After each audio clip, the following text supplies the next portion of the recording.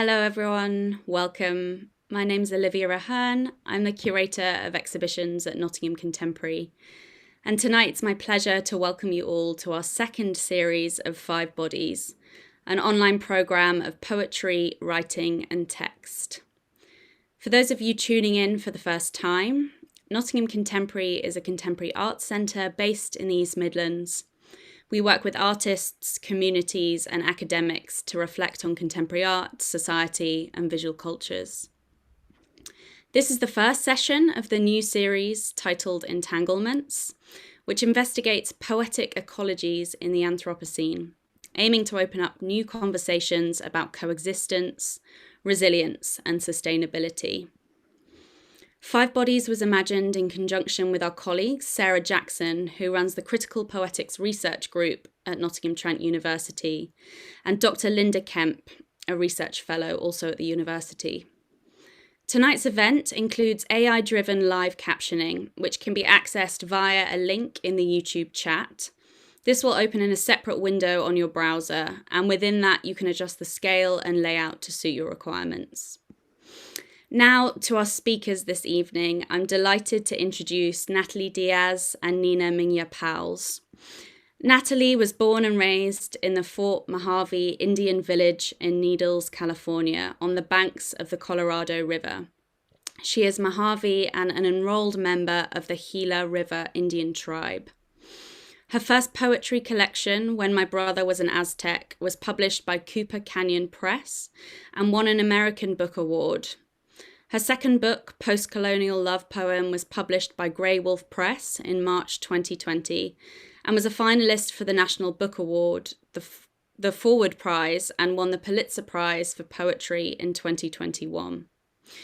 She's a 2018 MacArthur Fellow, as well as a Lannan Literary Fellow and a Native Arts Council Foundation Artist Fellow.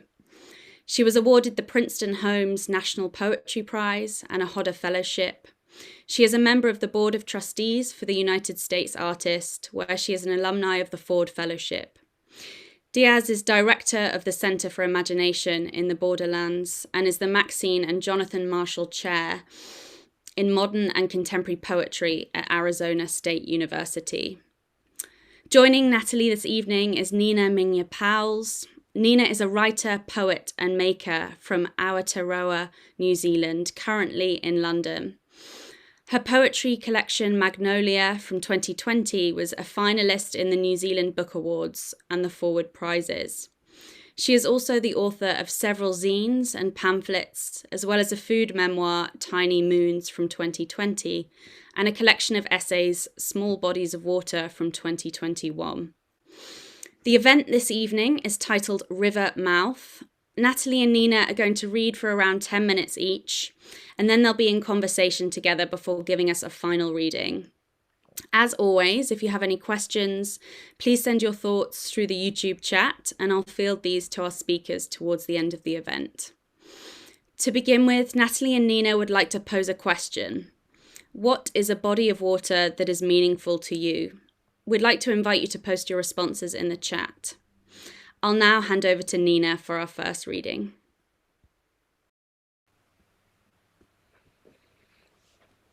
Thank you so much, Olivia, and Sarah as well for organising, and Natalie. It's such a joy to be doing this with you. As Olivia mentioned, we would love, if you want to, pop in the YouTube chat a body of water that's meaningful to you. And I've got the window kind of on the side of my screen, so it'll be lovely to see some of your places popping up as I read. And you can continue to do that throughout. And we've got a bit of space for questions at the end as well. So I'll start by reading a few poems loosely connected on the theme of water, and also I think how we are entangled with different languages, which we'll speak about later. And I've got an image to start with, which I think will appear imminently, which is a body of water of my own, and it's not the one that is nearest to me now. I'm speaking from London, but the one on the screen here, that's Wellington Harbour in Aotearoa, so the southernmost tip of Te Ika a Maui, the North Island of Aotearoa. And the particular vantage point is actually looking back at the city from Matiu Soames Island, which is a small island, an uninhabited island in the middle of the harbour, which is a nature reserve. It's really beautiful. But it was also in the late 1800s was also a quarantine island, and a number of Chinese immigrants were sent there, and one famously passed away there, never left the island. So it's a fascinating place, quite a haunted place. And it's not a view of the harbour that you normally will see from anywhere, from my parents' house, from any other point, because you're in the centre of it from that island. So I wanted to share that. It's a place I think about a lot and dream about a lot. And I'll begin with a poem that takes place in the water of that harbour. And it's called Last Summer We Were Underwater. If we could get the poem, which is the next slide along. Perfect. Last summer we were underwater, and we asked, "What are you doing there, moon?"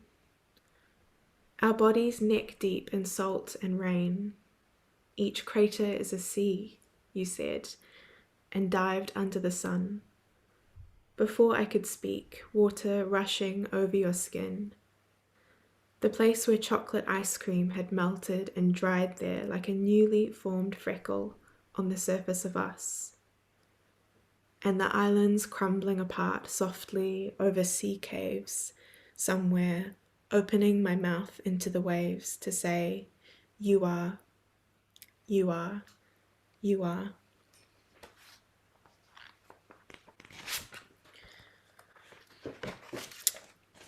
I'm going to read now a few fragments from a sequence that's, I think, the central sequence of my book, Magnolia Mulan, which is called Field Notes on a Downpour. And it's quite long, but I'm going to read a few bits from that, which are out of order. But Field Notes on a Downpour. E. The first character of my mother's name, 1, is made of rain and language. According to the dictionary, together they mean multicolored clouds or cloud tints. There are so many things I'm trying to hold together. I write them down each day to stop them from slipping. Mouthfuls of rain, the blue undersides of clouds, her hydrangeas in the dark. Also in the dictionary under when, language, character, script. Warm, lips, lines, veins, cracks in glassware or jade.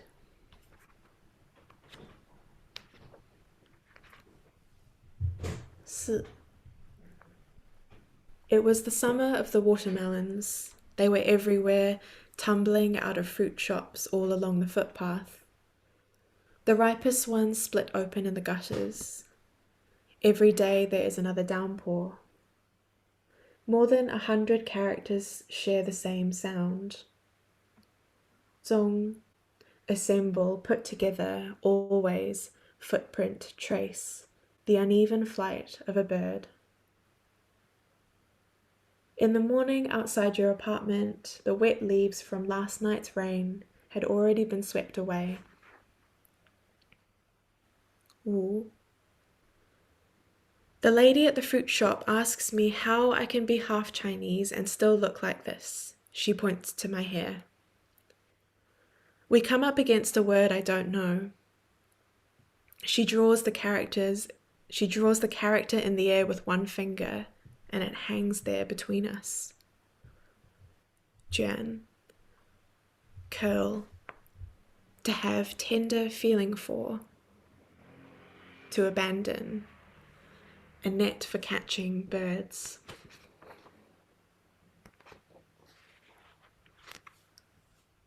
Liu. Some things make perfect sense, like the fact that wave is made of skin and water, but most things do not. That night there were cracks in the ceiling where the rain fell through and dripped down the back of your t-shirt, then onto my arm. Last week, 200 white tundra swans were found dead beside a lake in Inner Mongolia. 2 days ago, I smashed a glass jar of honey on the kitchen floor. The glass broke, but the honey held its shards together, collapsing softly.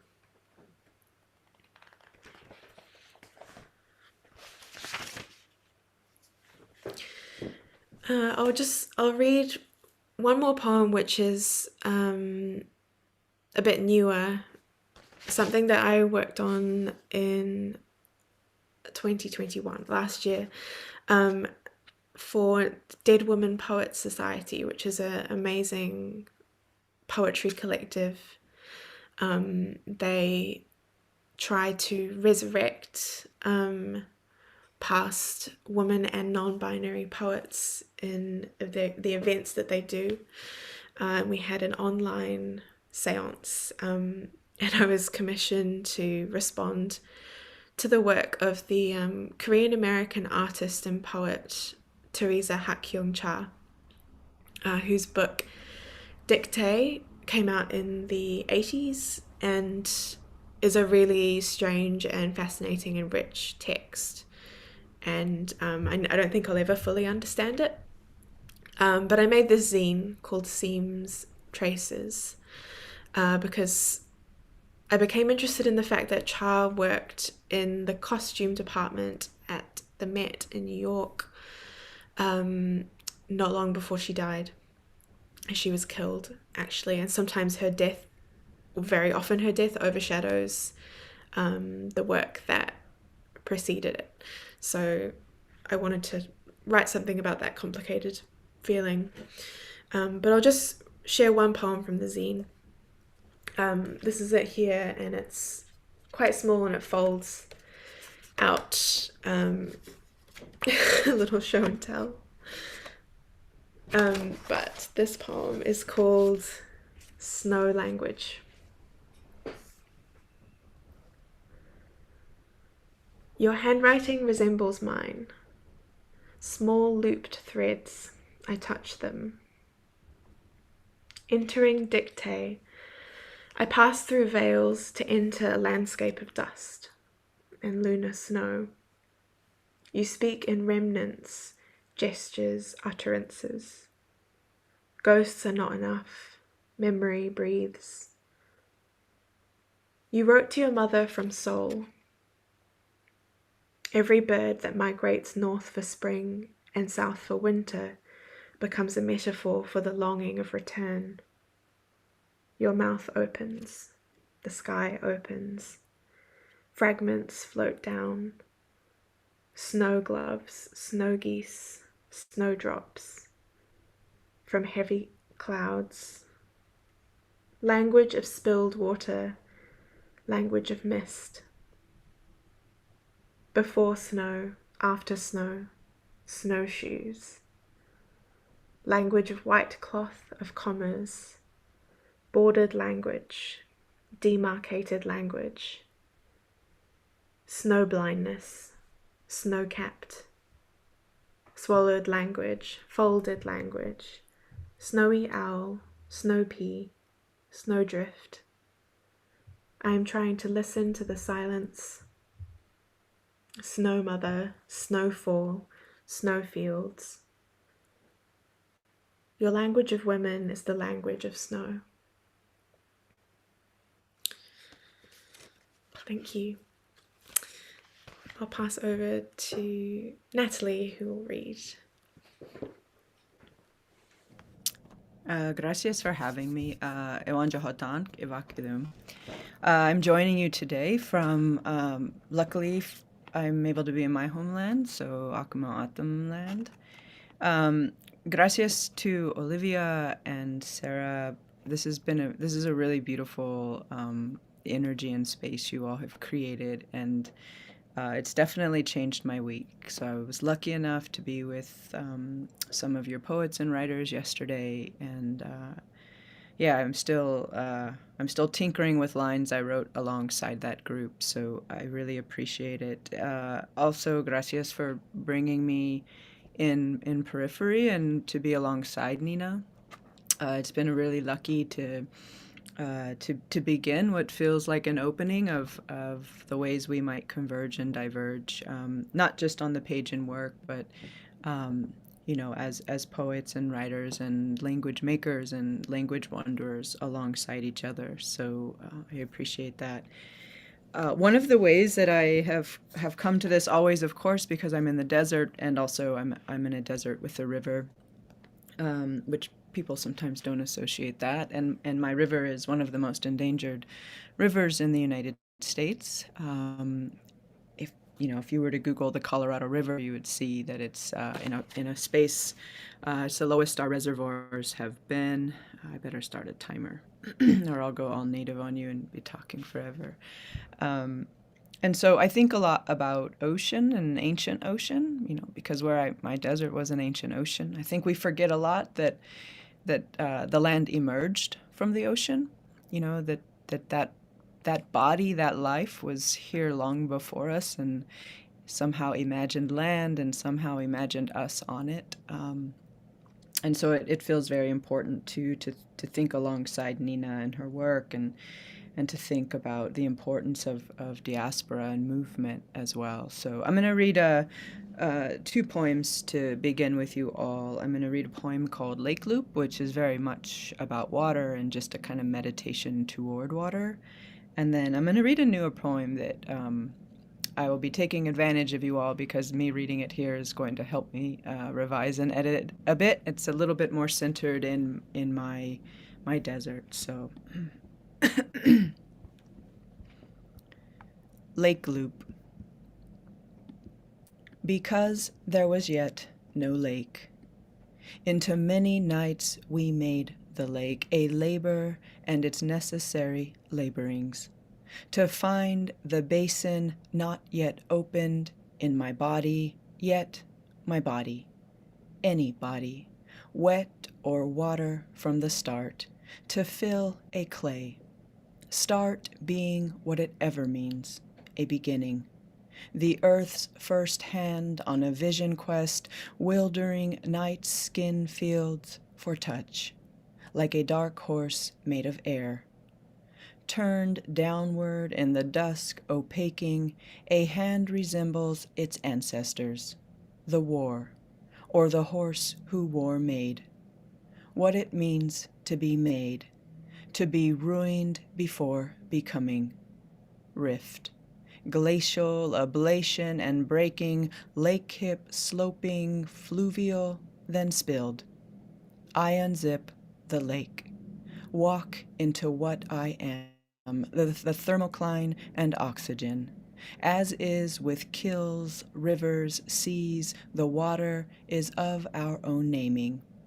I am wet, we call it, because it is a happening, is happening now. Imagined light is light's imagination, a lake shape of it, the obligatory body, its dark burning, reminding us back, memory as filter, desire as login, a hydrology. The lake is alone, we say in Mojave. Every story happens because someone's mouth, a nature-dependent life, a universe. Here at the lake, say, She wanted what she said to slip down into it, for which a good lake will rise. Lake, which once meant sacrifice, which once meant I am devoted. Here I am, atmosphere, sensation, pressure, the lake is beneath me, pleasure bounded, a slip space between touch and not, slip of paper, slip of hand, slip body turning toward slip trouble. I am who slipped the moorings, I am so red with lack. To loop not, or leave the loop beyond the knot. We won't say love, because it is. A difference between vertex and vertices, the number of surfaces we break, enough or many to make the lake. Loosened from the rock, one body's dearth is another body's ache. Lay it to the earth. All great lakes are meant to take.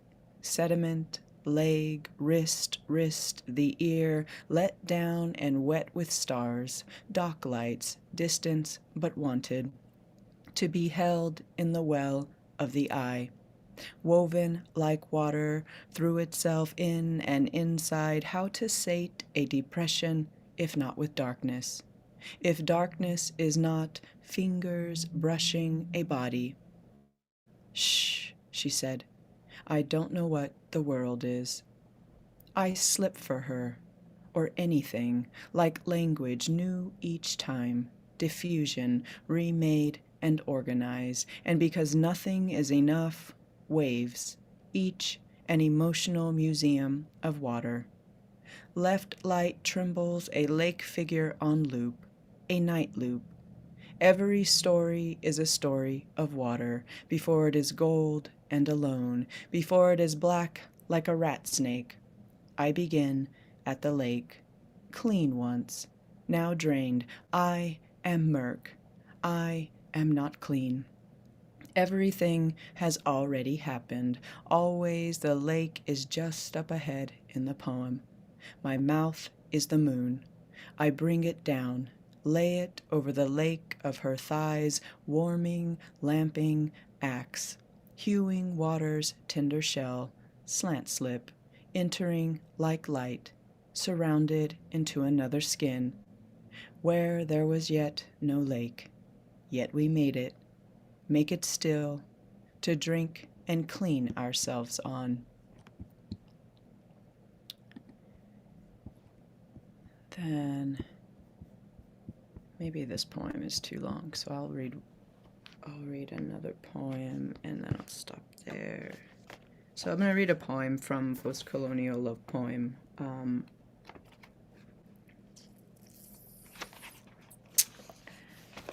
Especially, I think we're talking about language as well, and the languages that carry waters in different ways for us. So this is about the Milky Way and the ways that the Milky Way is a part of our story and existence here in my tribe.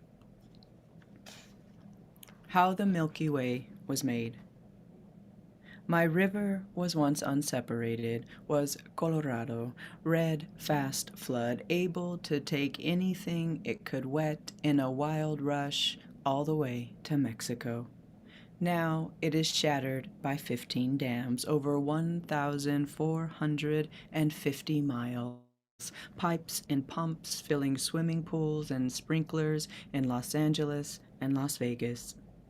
To save our fish, we lifted them from our skeletoned riverbeds, loosed them in our heaven, set them aster, ahan, Mojave salmon, Colorado pike minnow.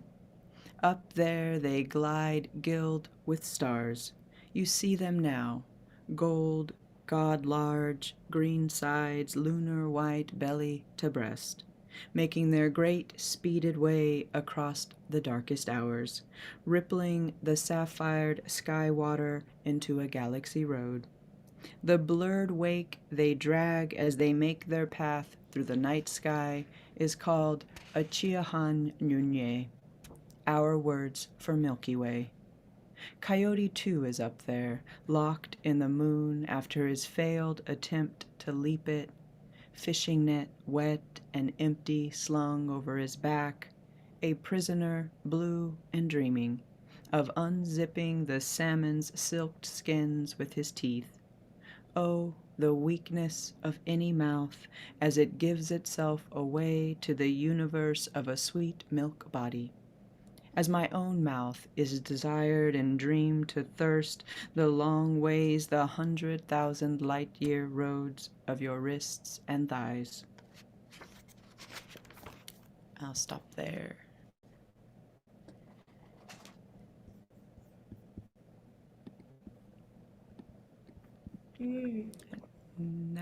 Now we're coming into the conversation part, the part I've been waiting for. I feel like I'm resurfacing from deep somewhere after listening. It was really, really beautiful. Thank you. Yeah, gracias a ti también. I feel like that last one you read of the Milky Way, there was a lot of repetition of the word mouth, and in the previous as well. The different parts of the body of a lake, and how our bodies slip into or touch or dream of the lake. It chimed with the kind of title that we picked, I think, which is River Mouth Percol. Because I thought that captured really nicely something of the body and the way we cannot separate the two, our body and the water around us. Yeah, but maybe we could start by talking a bit about our different languages and the way that we write through them and into them, or away from them as well. Because you've worked with speakers of the Mojave language. Can you talk a little about that work that you do with those speakers and your own journey with that language? Yeah, it's very lucky. I did this after graduate school. I came home and I did this like in a different kind of full-time way. I was really lucky that for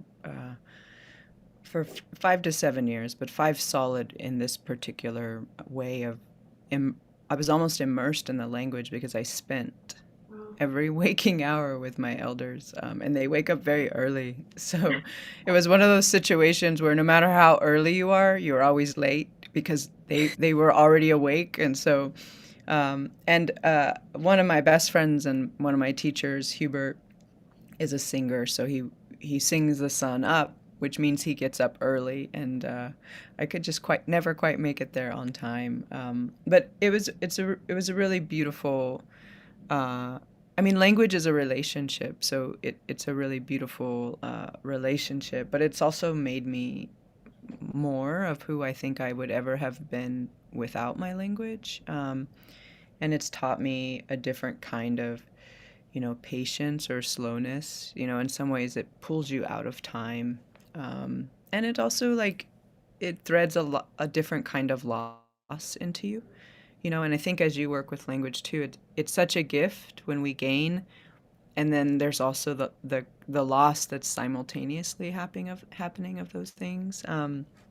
And I think something that it's offered me that I feel like we're meeting here too, even like you were saying with the title, and you had offered a word that had the I'm so interested in the idea of radicals and water, and you can choose to speak toward that or not, but I think even as we were talking about mouth and river, it's a way to decenter the human body, and I don't necessarily just mean our sensual body. I mean the ego body, that ego body part of us that thinks we have to know things, or that judges what is knowledge, or that even judges ourselves. And I think a lot about even the mouth, we say the mouth of the river, but I also believe that, because we know these waters were here first, that I have a mouth because the river first had a mouth. So there's a way that you're kind of flexing back and forth, and physicality and presence becomes something very different. And so I know that I would have a very different relationship with my body if I didn't have the language I have in me. Yeah, so I want to come back to you. And again, it may be of interest to you to kind of share too, like the language you offered that I think really bloomed and opened up the possibility of where we would arrive in this conversation. Mm. Yeah, I'll share a little bit about that, but well, I grew up with fragments, kind of a background soundtrack, I guess, of a combination of English, Hakka, Cantonese, and also little bits of Mandarin, um, which I would mainly hear whenever we'd visit my grandparents. But I grew up in an English speaking place, an English speaking household. So I did not really ever feel strongly connected to those languages. At, although I think I also grew up with a kind of consciousness that these languages were inside me in another way. Not one that my Saturday language school classes, which I hated, which I completely refused to go to, not in a way that traditional language learning could necessarily get at. And so it was much later that I decided to formally take up Mandarin. And I've been thinking a lot about the accessibility of this language compared to others, I guess other East Asian languages in particular, because Mandarin is the one where there's resources and courses, very, very much not endangered in any way at all, kind of growing rapidly. Whereas then you have Cantonese, which is a very, very widely, very much alive, growing as well, but very, very politicized. And then you have Hakka, which doesn't necessarily have a written script. So I started pulling these threads together when I also went on a full immersion kind of course for 18 months.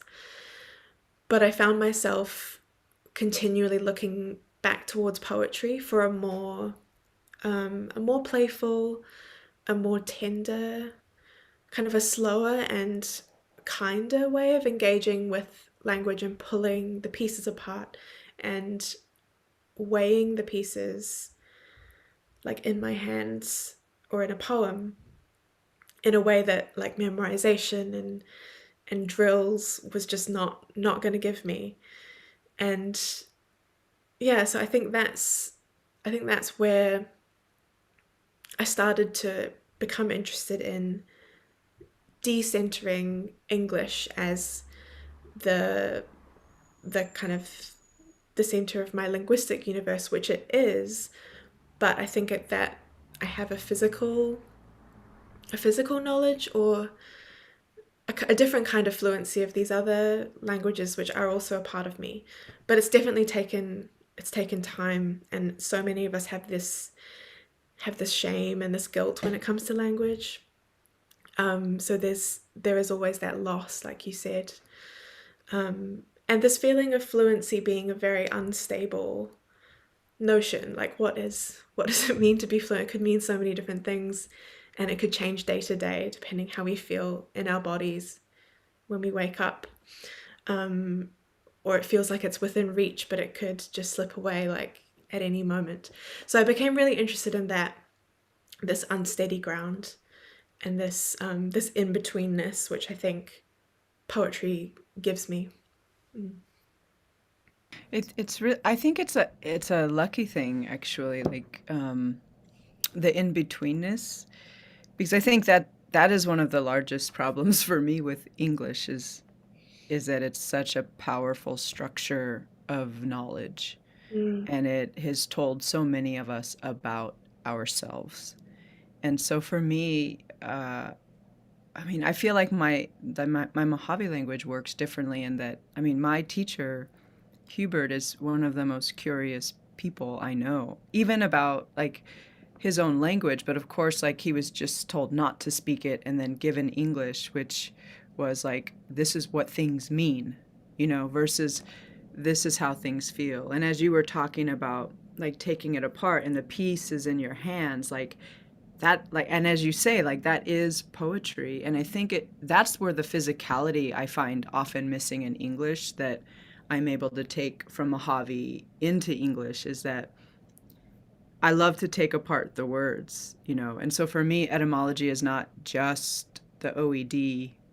We talked a little bit about this in the workshop, so for those folks who are here, I'm speaking a little bit to them as well. And but it's not just about that. It's about all the different people and ways that the words have touched since their beginning, since they were first spoken, who spoke them, and what did it mean to be spoken from that body. And that's like one of the really, for me at least, one of the really lucky things to work with Hubert is that when I ask him about pieces of words, he helps me like pull them apart, and you realize, wait, there's a body in there, or this word is about touch. And I know we wanted to talk a little bit about words, but I don't want to over jump. But if it feels like an okay time for you to talk about a couple words that we, Nina and I, for those of you, we were thinking about like a way that we could introduce some words that we feel are like foundational to us right now, or really engaging us, or even where we might arrive. And so what I mean by what you just offered of saying to pull things apart is a word that's been really important to me lately. It's part of my poetic practice. It's part of what I mean when I say I want to treat every body on the page like the body of the beloved. And we have a phrase, it's shortened form, and as a term of endearment is muhan. Muhan. We have a long U vowel, so muhan. And the phrase, it comes from like a larger kind of phrase and resounding, which is numuhan. So it's kind of new muhan, and we have like a funny K. We're allowed to stack consonants together as much as we want, but numuhan, and it's about relationality, and so it can be used with lovers, but it can also just be used with people who want to have a similar kind of care. So in some ways it can very fastly be translated as like, okay, like we see each other. And that's kind of, I know, a cliche right now. It's like, I see you, I hear you, and that's supposed to like make us feel better when we feel alone, right? Someone's like, no, I see you, I hear you. But the verb for seeing is in it, but it's saying like, I see you, I'm watching you, but it means a kind of like care and relationality. And then where it comes from in a different kind of physicality and relationship to land is that it's also the way we talk about that moment in the moment in a day or evening, both, when the sun and the moon are one is coming up and one is going down. And so we say like numuhan, like they're seeing each other. They're seeing each other, they're holding each other, and like one is holding the other as it's going down so that the other one can lift up. And it's a phrase to me that like I know as I get older I'll learn more about what it really means, but right now it's just been such a generous space for me to think about the ways I engage people or treat people. But so that was like when we were talking, I was like, that's the word I think I want to kind of bring into the conversation. And so, what are some of the words or a word or phrase that you have been, orbiting or carrying inside you? Yeah, I have a couple, but I'll share the kind of lighter or nicer one first. But that was beautiful to learn your word, and it made me think of the first poem I read was about a particular swim, a late afternoon swim, and very often the sky above I guess perhaps the whole of Aotearoa, particularly above Wellington Harbour, in summer, you'll look up and the moon will have risen, but the sky will be so blue still.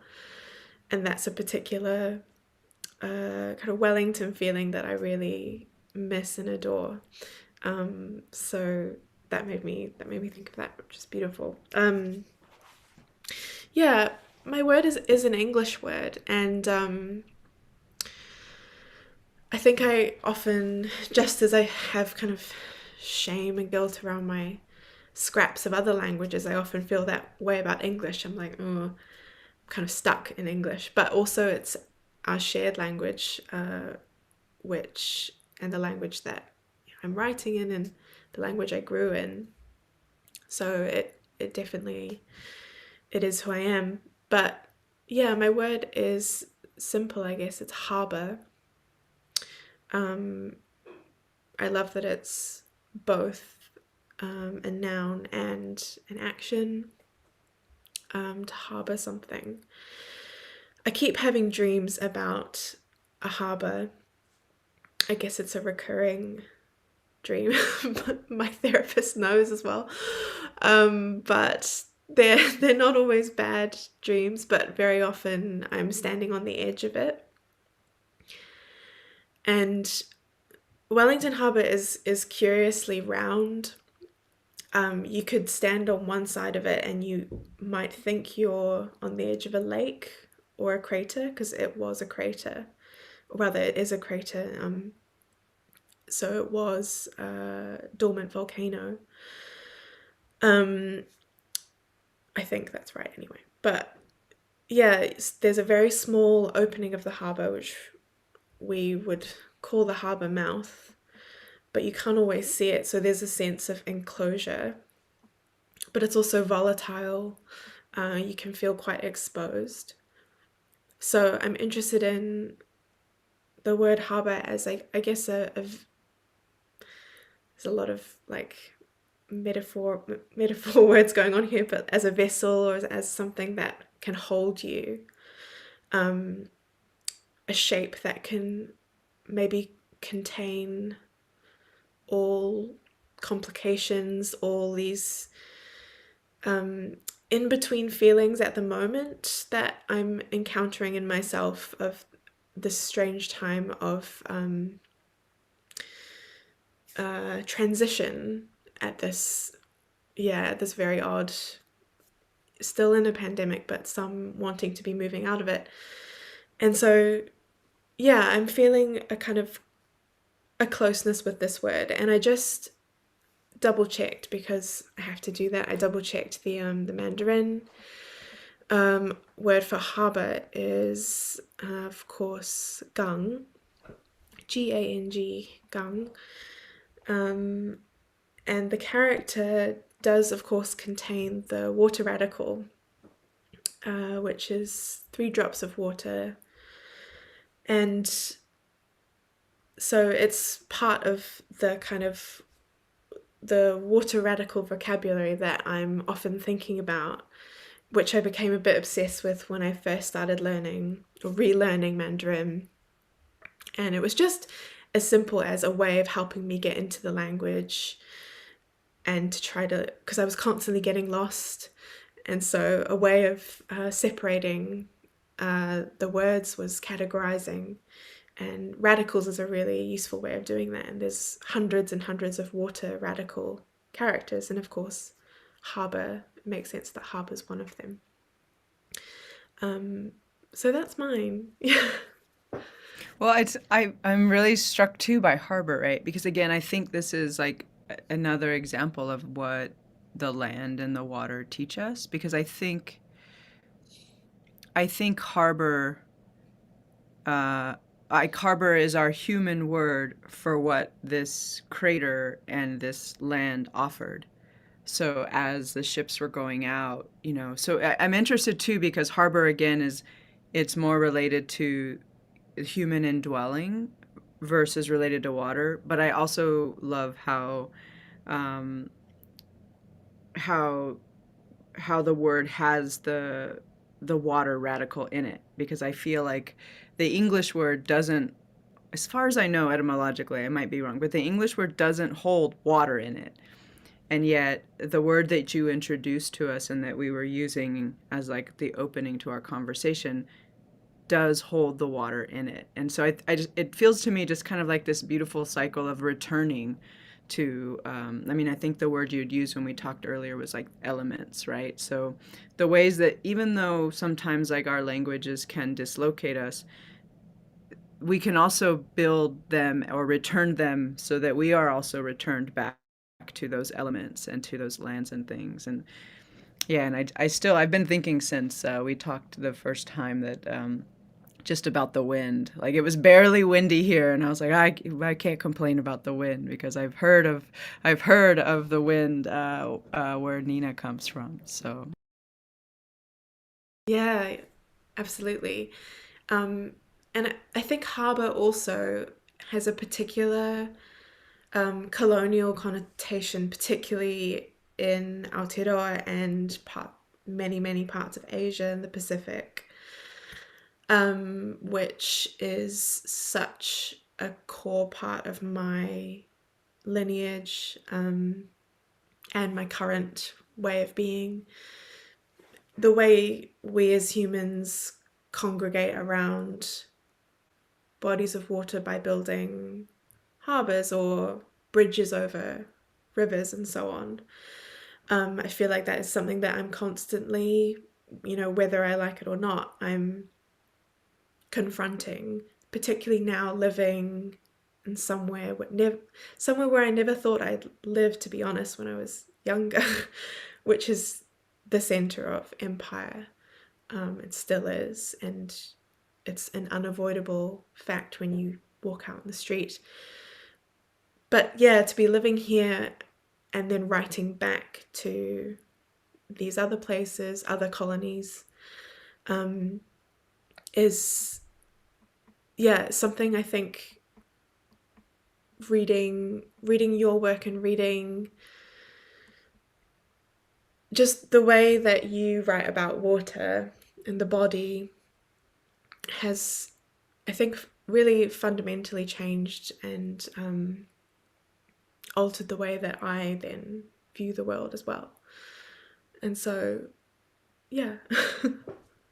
yeah, I need to learn more about this because I feel like I'm just being like some sort of I mean, I think 80% of most of what I ever do is just wonder and guess. So it's kind of like a what if, but sometimes I say it with such like conviction that it maybe seems a little bit more scientifically proven. But I read somewhere, and I would love to when I have some time to press more on this, or just, I mean, I'm sure there are scholars who have already done this work, so I don't mean to assume I'm the first, but I was reading somewhere.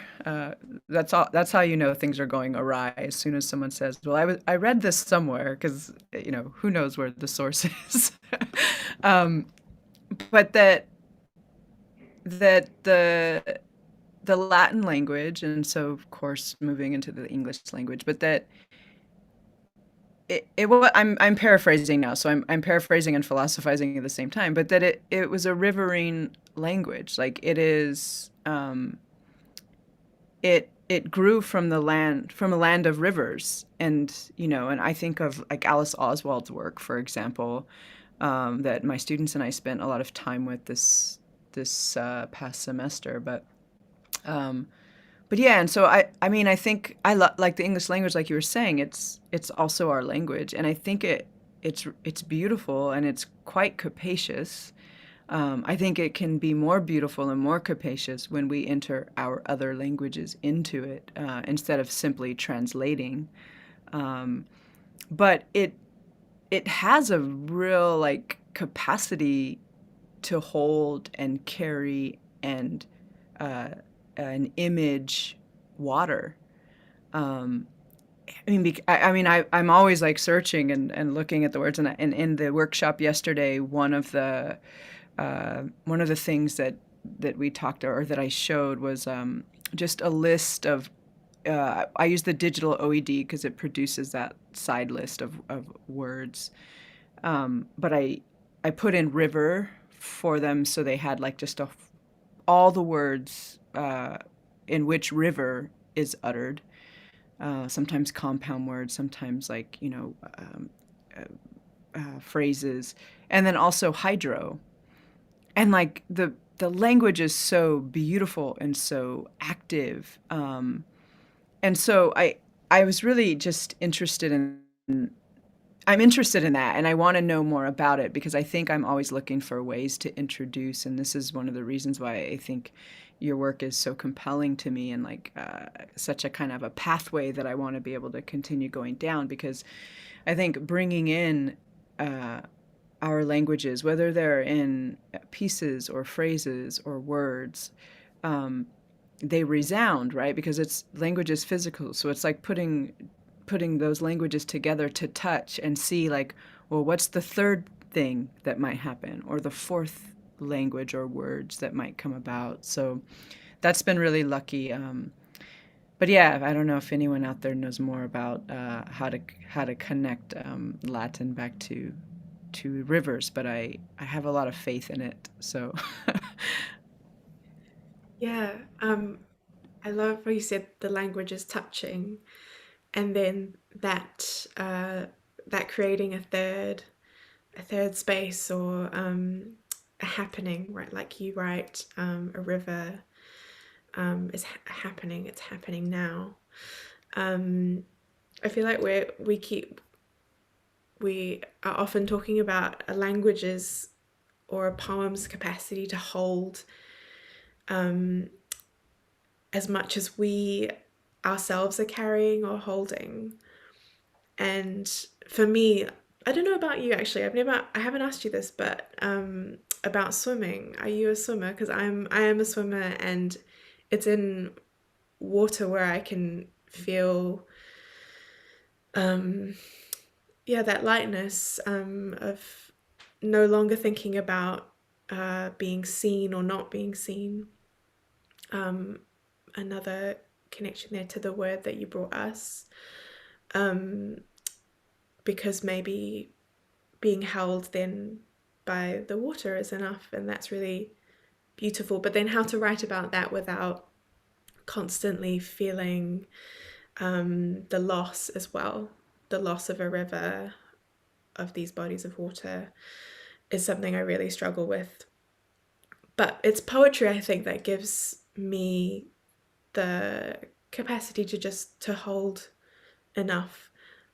But I wondered if there's any other forms recently where you felt that you there is this capacity to hold and be held, at all in your recent creative practice, any forms of art, or not forms of being.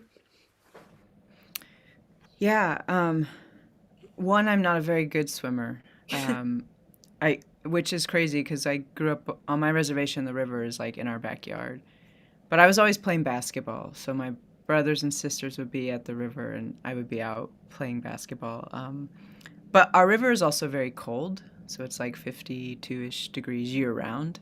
But I love it, and I love being in it, and we use it as like also a cleaning ritual. But I'm like one of those daring people where I love to jump in it, and then I trust my skills enough to get me back out, but I don't spend a lot of time in it.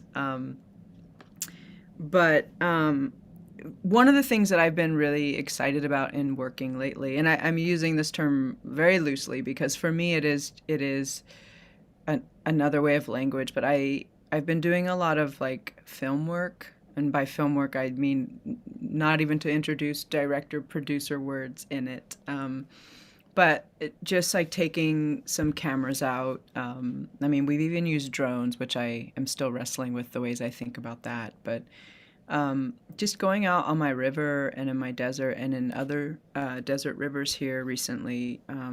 I did some video work nearby. But yeah, like just using video and silent video, and or kind of playing with soundscape, like when you can hear the water and when you cannot. And something that's very different about it, it's like, I guess I'll make like a side by side kind of comparison, but for the very first time I've put myself in the film, like in my land or in my water, and that it's such an uncomfortable, like I can be in a room or like at a podium or reading, and I kind of like know how to move my body, and it's a little bit more like basketball. But there's something about being in the film and like knowing my body is being watched in a way that's going to be held, that I look so completely uncomfortable in it. And so I'm still kind of learning, because I'm like, wow, this is a whole new way of being in my desert in ways that I'm super comfortable. But that's been something that has felt just really generative to me, and generous. And it's also a way I think I can share my river and the ways that I think about it, or the ways my people think about it, with others, because it really is one of the most beautiful rivers. But yeah, so it's interesting too, because of course, like being within poetry, of course, it's easy to make analogies or comparisons, but it's such a easier eye on the page than for me to be an eye in the screen. And then, you would think like people have said to me like, oh, you move gracefully, but I think it's more like a kind of basketball thing, or that I'm like long. But when I see myself in these films, it's almost like hearing my voice. I don't like to hear myself read, but so I don't listen to recordings of myself. But when I see myself in this film, I'm just like, do you even know like how to move your body? Because it's just so uncomfortable. And but anyway, that's like a space I've been in. But how about you? Like, are there? I mean, I know there are, but what are some of the other ways like you're kind of engaging or enacting these languages and these images and places and spaces? Yeah, I've always been interested in the physicality of a poem, and the poem is an object, I think. The shape and the texture of it on the page, and so I think that's what leads me to constantly want to be making things with my hands, basically. And that's where I first got into zine making, which was really freeing in my creative practice, I think, because suddenly like I could make something that didn't exist before out of a sheet of paper, and that's all I'd need, and no one would need to give me permission. And I think there's something about that act of creation, specifically with your hands, that is really particularly nourishing at this time, when in the background I'll often be thinking about loss, imminent doom, but I can still kind of make something with my hands. And then what I've been turning to, like my pandemic hobby, basically, is sewing and learning to make my own clothes. And this has just really forced me to slow down, and also to contend with questions of acquiring things, objects, and the fact of living in a city and seeing things on the various screens that I've got, images of climate destruction, but being in the city that's kind of removed and protected from that, and what that means. But yeah, I guess ideas of weaving, there was the word woven was in your Lake Loop poem. How different textiles and threads have traveled across oceans is something I'm very interested in. Again, inseparable from my own colonial history. And I also recently discovered that my grandfather, my gungung, who lives in Malaysia, when he was a bit younger, he was a quilter. And I had a quilt when I was young. But I always thought that my grandmother had made it, which was just completely my own assumption, because in my head I connected quilting with grandma's. But it was my gong instead, and he's got an old sewing machine, which is still there in the corner of the living room. And so that's a quilt which then was made in my mother's homeland in Malaysia and carried across the sea to his various grandchildren. So I think we each had a quilt. And so that's really brought me such joy and given me a new purpose in my body, which has been really useful in the way that maybe swimming is as well, and like for you basketball and being out, being a new way of being, a quiet way, which has been really lovely. And I'm thinking of ways that it's intersecting with my writing, because it certainly does, but I'm still working out exactly how. But I think, thinking of color and materials are always on my mind, I think, when I'm both reading and writing poetry. So it's all connected. Well, it reminds me of the harbor too, right? Like as you were saying, these threads have traveled, and how, like coloniality and the harbor, but also how it's such a part of our arrivals, and also that we had arrivals and receivings that occurred long before the colonial harbor needed to be so large and like built for a ship, for example, and needed to have like a lot of course, I think in the beginnings they always say temporary structures that somehow then become the city. But yeah, so that's really beautiful, and it's as you're talking about weaving and quilting, and we were talking about like the different modes other than poetry. I'm thinking of the safe zone, and I don't know if you want to talk about that, but as it's I read that with my students, and I thought it was really beautiful, and I also marveled at the like the sustainability of that energy, that I think happens in poetry, that you're able to keep, pushing and turning in different ways, but in that form. So I don't, and I don't know if you want to talk about content also or just form, but I'm compelled by both. So I'll offer that as a possibility for you to. Yeah, I would love to. The Safe Zone is an essay. In fact, I think one of the longest pieces of writing I've ever written, because I don't know about you, but I really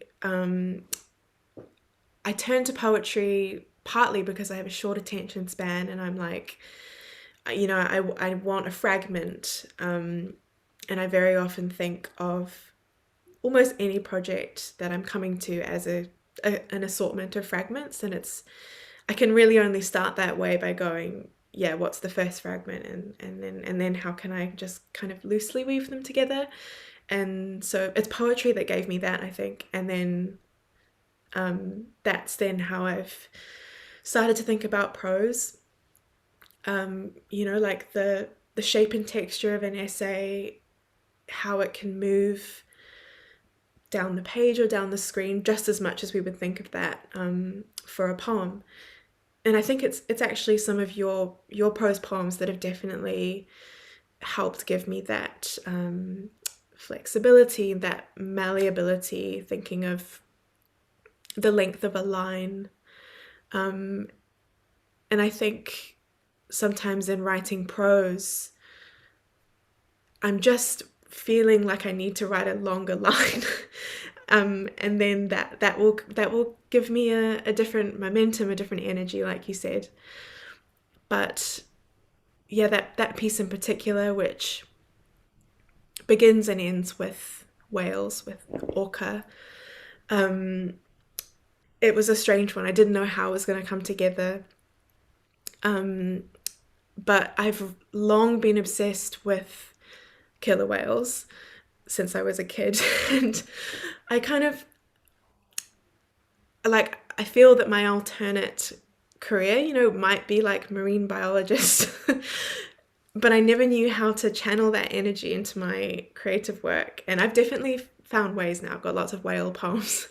But yeah, again, I kept thinking about these strange dreams I was having about beaching whales. And there was, a few years ago, there was a mass stranding at the top of the South Island in New Zealand.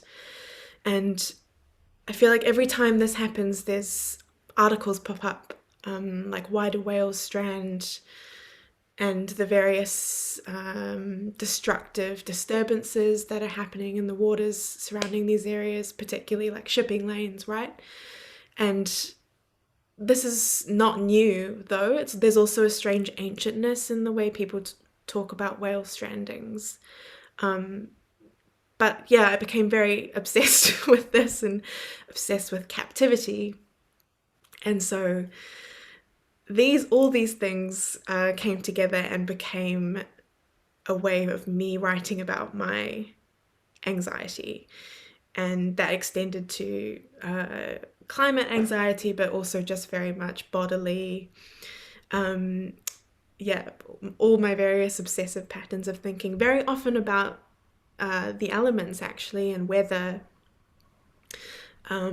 waves, tsunami, which is a risk where I live, which is a very volatile earthquake zone. So yeah, all these things came together, and a lot of nervous energy went into that essay, which I think gives it that maybe urgency that you describe. But it's amazing that you've been reading that with your class.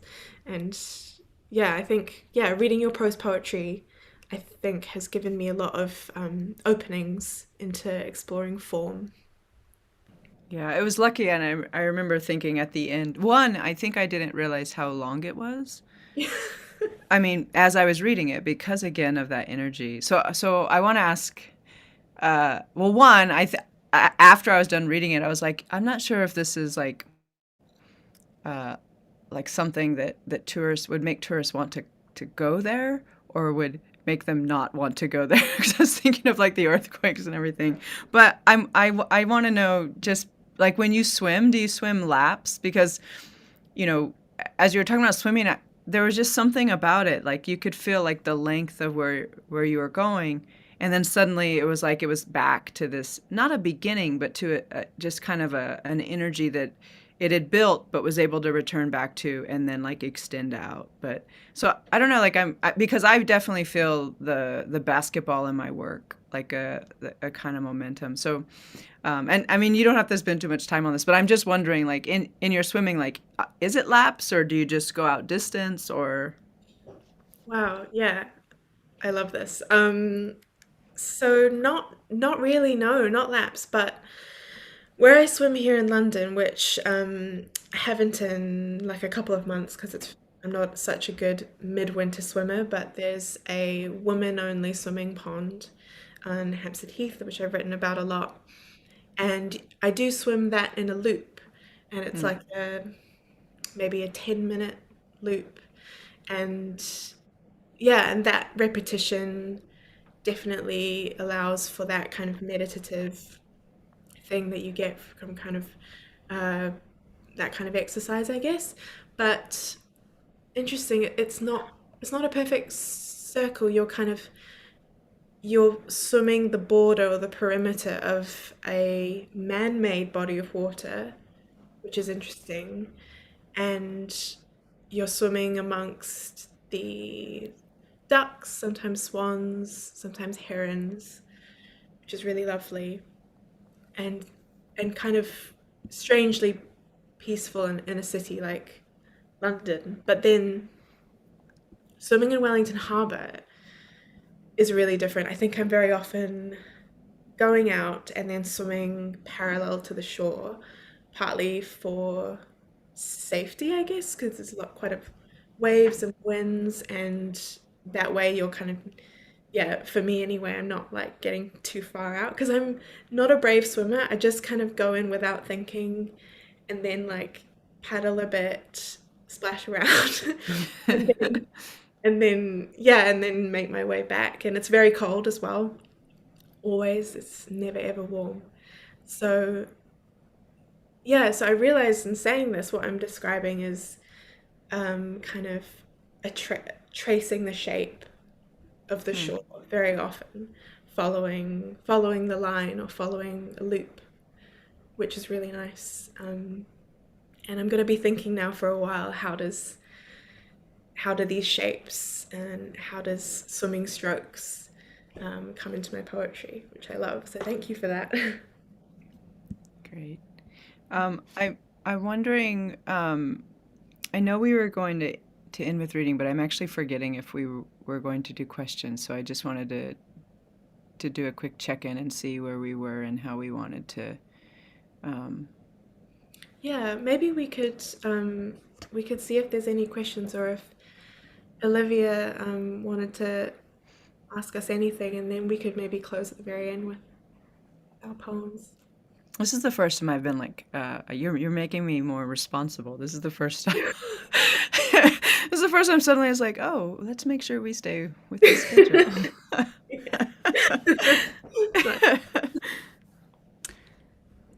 We do have a question.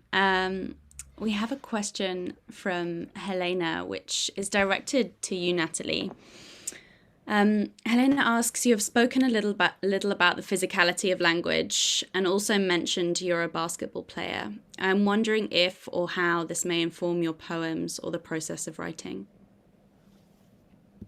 Yeah, I mean, it goes perfectly with what we were kind of talking about right now. Like, even as Nina was describing, like tracing the pond and what that means in language. In some ways, maybe language is only ever tracing the body, perhaps. I mean, I would probably argue about that tomorrow, but that feels like something to think about. But I definitely think that the reasons that I played basketball and the things that made me good at basketball are also the things that like drive me in poetry. So it is about physicality and it is about touch, you know. And as much as it's about touch as like a kind of resistance, you know, like you know the way that I move, because I grew up in a big family, is I know myself by what I'm pressing up against. And sometimes that's frustrating to have a conversation with me because I'm always pressing against it first. And it doesn't mean I don't agree. I just want to kind of know like what the shape is so I kind of know where my body is.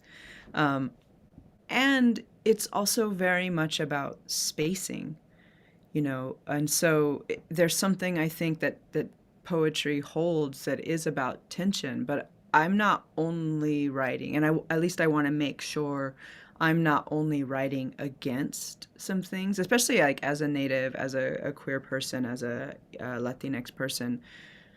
I don't, and then because my work does hold the politic in it, I don't only want to write against that thing, right? And I also want to be joyous in it and celebratory in it, which is what is lovely about, I can hold the fact that my river is disappearing, and I can also talk about the luck of being able to dunk down in it 4 times and to come up new. And so I think there's that. And something I was sharing, I talked with a group of Native basketball players yesterday. But there's also something very about the physicality. I think there's something very futuristic about basketball in that you're always thinking ahead, and not with knowledge, but with a what if, you know, like what if, so like, you know, you would never go directly to the ball. Like if you're ever guarding the ball, like you're going to get beat. So you're always like ready to move 2 steps ahead of where your defender might go.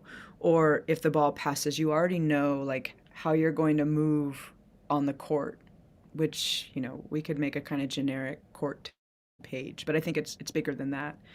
And so I think in that way, what it offers you about future is that the future is not something very long far off. It's the momentum that's happening now and that will shift and become whoever and whatever you are next, and whatever your relationship will be next. And so I think even with conversations like this, like, like this whole configuration and energy that is being built, and the way it's allowing people to kind of have this autonomy of presence and energy, but that is also uh, in the moment shifted by the other energies and happenings around them. So even now, like in this conversation, like I have so many notes because I think I know what I think about something, but then being alongside Nina and then also hearing your work, Nina,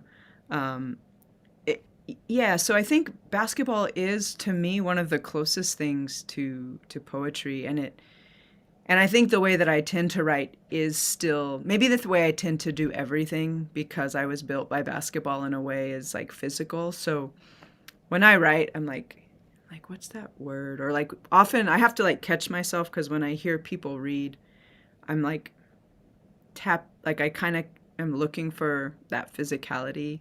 Um, but yeah, and so and I think too, Nina, you were talking a little bit about that, about trying to like find the questions and the relationships to that that physicality, that being in the water. Yeah, but I appreciate that question, and it's something I think about a lot, and I might never have an answer, but I think it's such an important thing for me to always return to, because I think in the end, uh, the way that I move in the world is very much shaped by basketball, and something that feels important to me is that the attention and intention I have on the page is something I would like to have more of in my life off the page, you know, with people I know or with strangers, or with every interaction, which is which is difficult, you know. It's not always easy. And then you know, and then people also think you're strange when you do that. So that's Thank you, Natalie. I wanted to ask you both a question and to see if you could both speak a bit about the presence or entanglement of truth, myth, or fiction in your work and what those terms mean to each of you.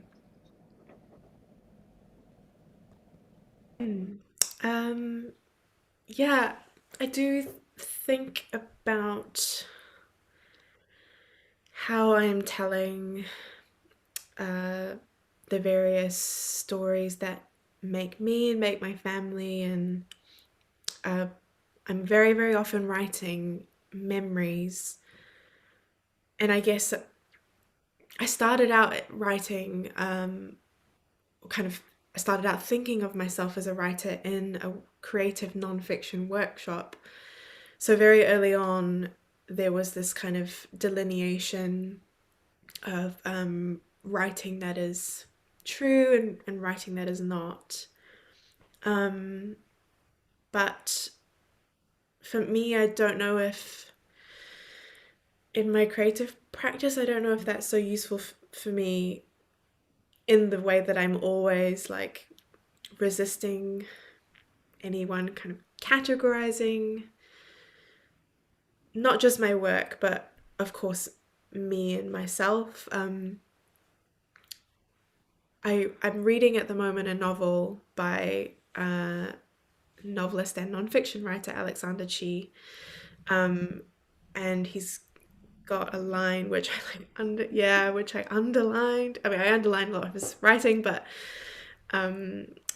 his character is multiracial like me, and there was a line about looking at me takes longer than looking at other people. So the character is noticing people seeing him and watching him longer than they watch other people. And that for me was so true, so deeply, deeply true, and not something I'd ever articulated before. And I think, and yeah, I'm really losing myself here, but I think I'm, yeah, seeing myself. I don't easily fit into this category that someone's looking to place me in when they look at me very often. That's what I mean when that's what I was getting at. And so I think in the same way, I am quite often not discarding truth, but looking at maybe getting at the feeling or the texture of a memory rather than necessarily the truth of it.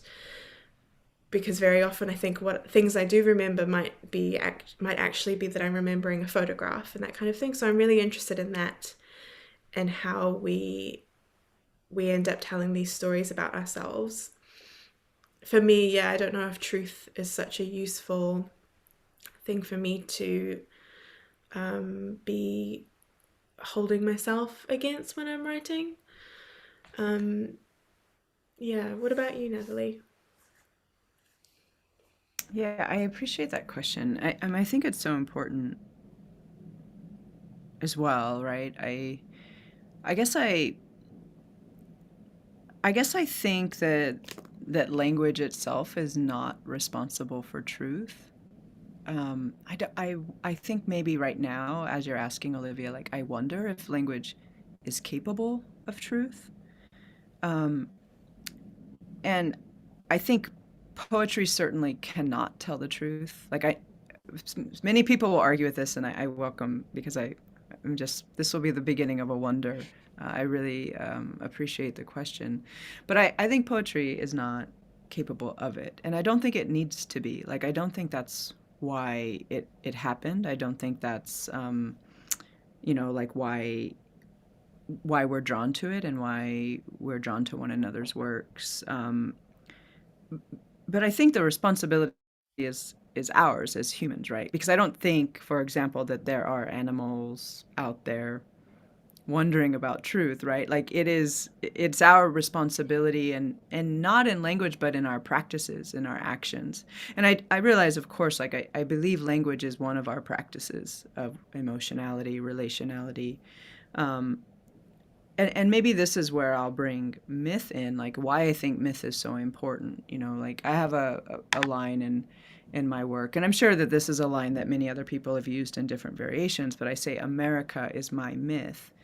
And to me, there's such power in that because it comes with an impossibility of truth. As soon as we frame it with myth, it's like everyone knows it's not true. It's going to be imaginative or magical realism. But I think that what myth offers us, like, which can be dangerous in many ways. It can be dangerous to certain power structures, but it can also be dangerous in that we get inculcated into power structures, or we're not. It causes us to maybe have negative actions, or to be moved, or to not be moved toward inaction. But I guess like that's the thing for me that I'm thinking, at least right now, with you and with that question, is that I like a little bit of what you were saying, Nina, is like that truth is maybe not a place that you're necessarily like holding as you write. And I think for me, yeah, I think and not that all language is metaphor or anything like that, but I do think like maybe I'm only ever writing the myth, and that is actually where the importance is, because the fact, like, to say America is my myth, it in one way I feel like it can possibly enact like a denial of the way America functions or the way it believes.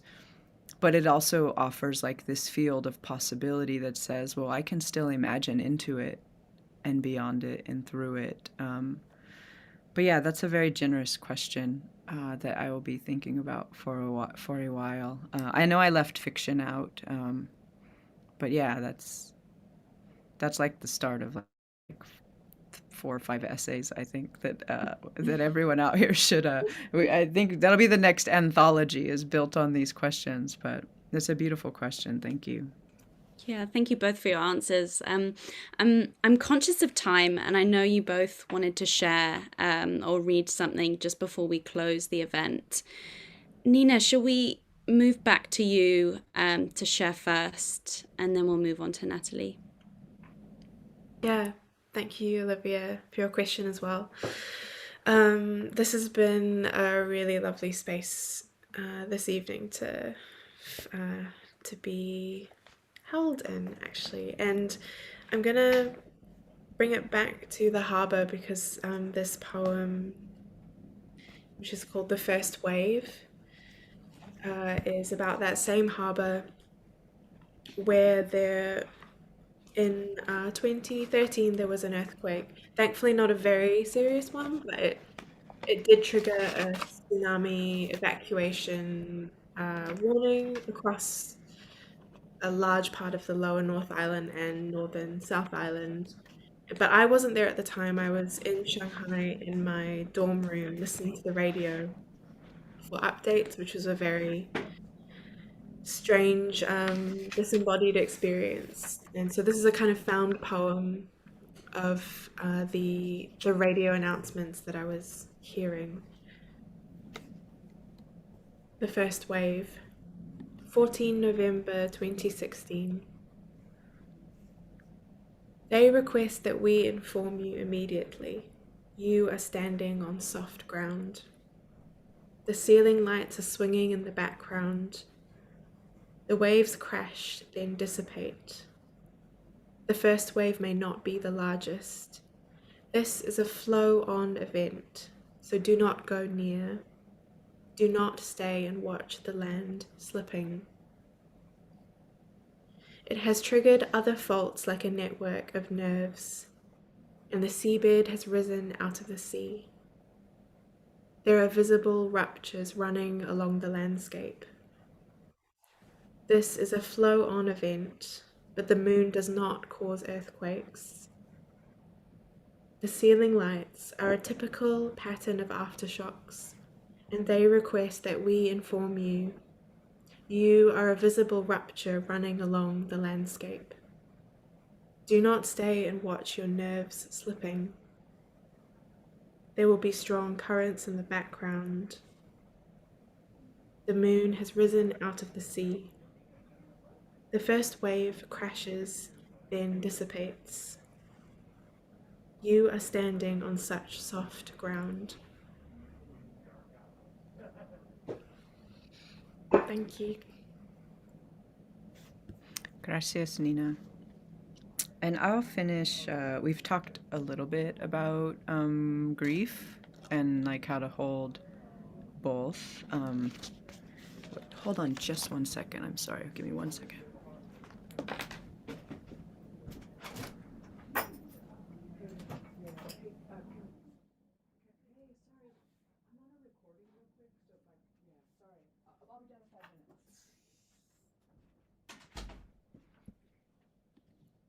Pardon, I hope that doesn't like mess up the video. I had a bunch of students celebrating something out there.